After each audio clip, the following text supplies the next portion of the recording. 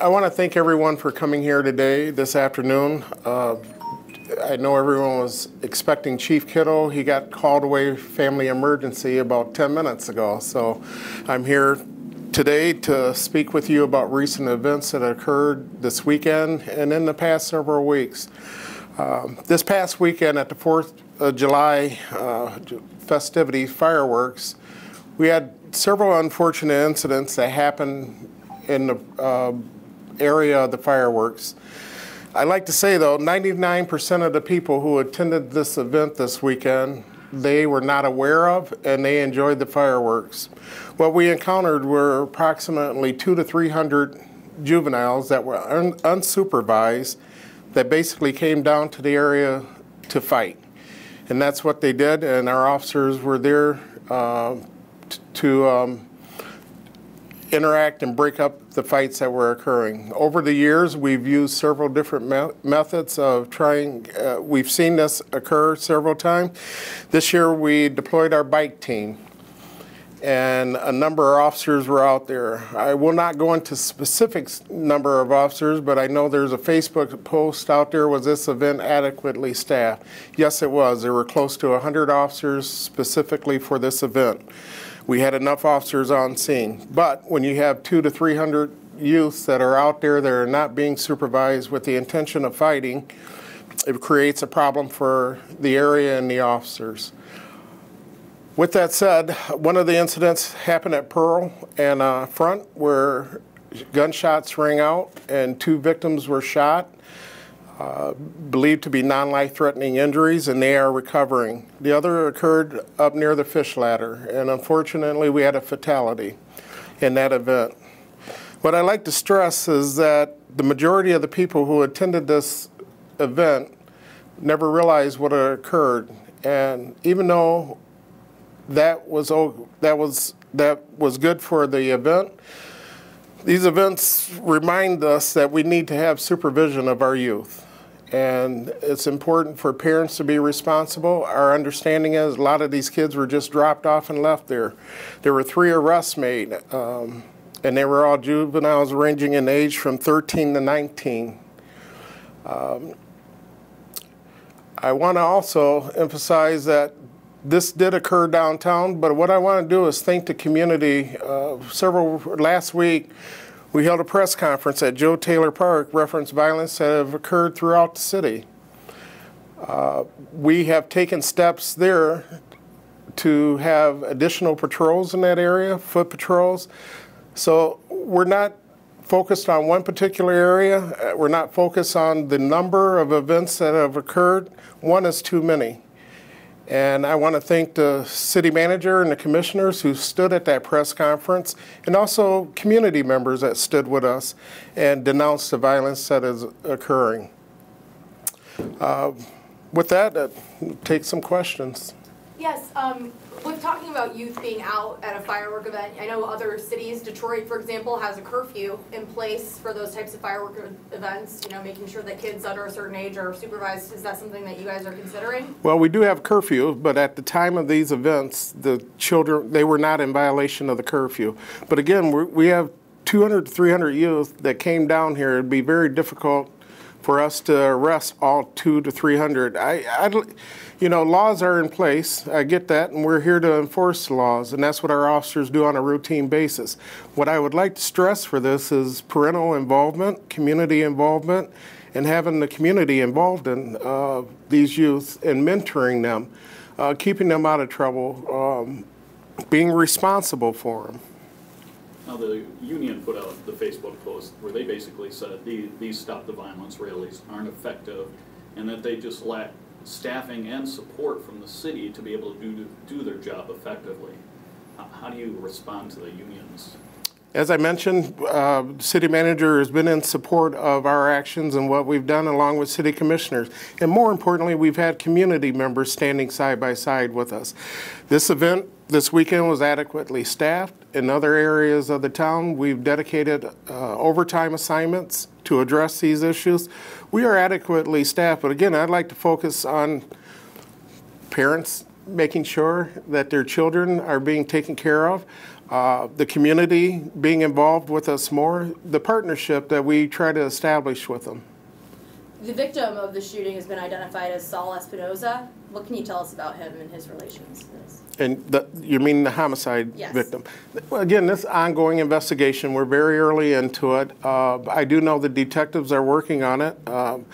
And regardless of the numbers, again, that's one unfortunate incident that occurred that should not have happened. It's more gunfire in the city.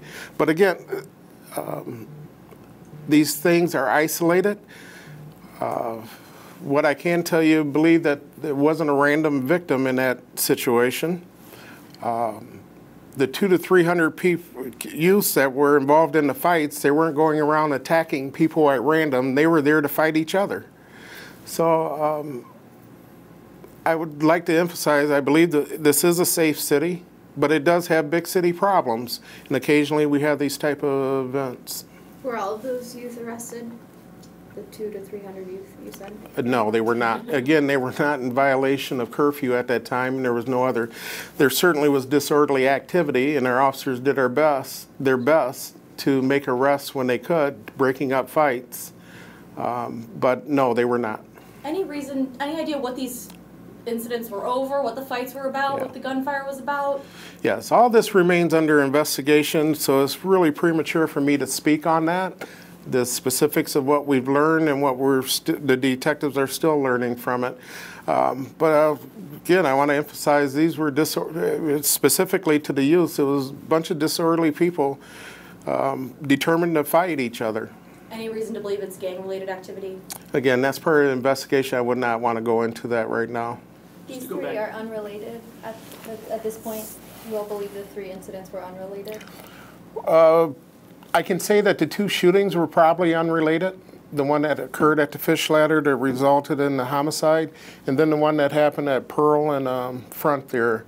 They were not, we believe they were not related, but to go into more specifics is too early to do that. Well, we know that during the summer months, there can sometimes be an uptick in crime. There can be an increase in crime during the summertime. With that being said, with what's been happening in the city the last few weeks, I think we're at more than a dozen shooting incidents. In your experience, Eric, is this normal? Well, I'd say nothing's normal about any shooting. It's unfortunate that they're occurring. But yes, I mean, I believe over the years you can show that during warmer months we have higher incidence of everything. But again, I would say nothing's normal about it. It's not acceptable. We do have a safe city, but there are areas that people choose to engage in violent behavior. And again, we're committed. I think we've shown that with the press conference that we had a couple of weeks ago with community members, with City Hall, commissioners, standing side by side with us saying it's not tolerated. We will not, it's not acceptable.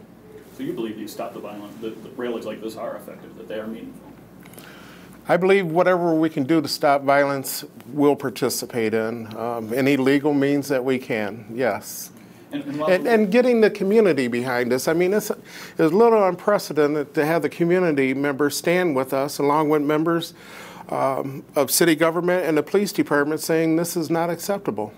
But just in all, you believe that the people who are in this victims of these violent crimes are involved in, they knew each other, they were targets potentially? I wouldn't call it targets, but I would not call it random acts. These are people who knew each other. They were involved in something beforehand. It wasn't like they just picked them out of. Yeah, it wasn't random. And the union, I think, when they address that staffing and support is not adequate, I don't think they're talking just specifically about this weekend. I think they're talking in general. Are there enough officers on the street for the GRPD? I know it's 297 that you guys have now, and it's less than it was in 2002, but overall, is the department adequately staffed? Do you have the people to do the job? We have, over the years, asked for additional staffing, and the city manager has worked with us. We've increased our staffing recently. This can't be done overnight.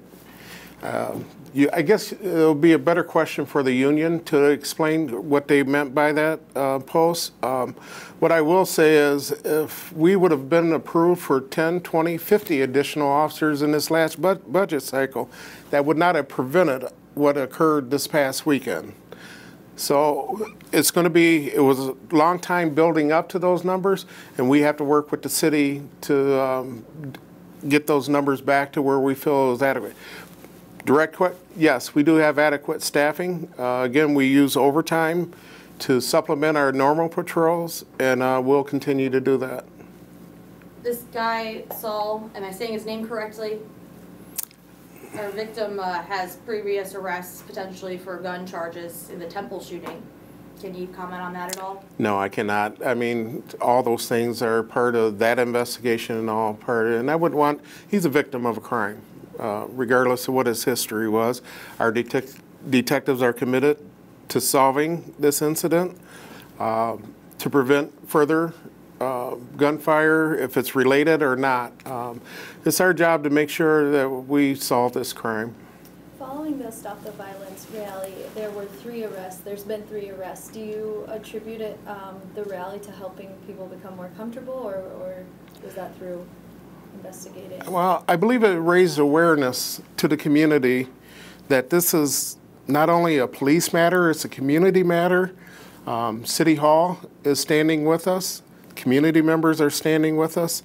That's what we need to be able to put out there, that we are all working together, and the police cannot solve this alone. Arrests will not solve these problems. It takes community to solve them. One more question that the chief has not addressed yet. Yeah, were there any reported injuries in the fights between the teams? No, there were not. Obviously, there were 2 victims that may, and again, we're still working on whether or not they were associated with the fight or not. But there were 2 victims that were shot near the Big Boy on Pearl. We're still working on whether or not it was related to the fights. Okay. But as far as injuries in the fight, none were reported to us. Good. Thank you. Thanks for coming. Thanks, Eric.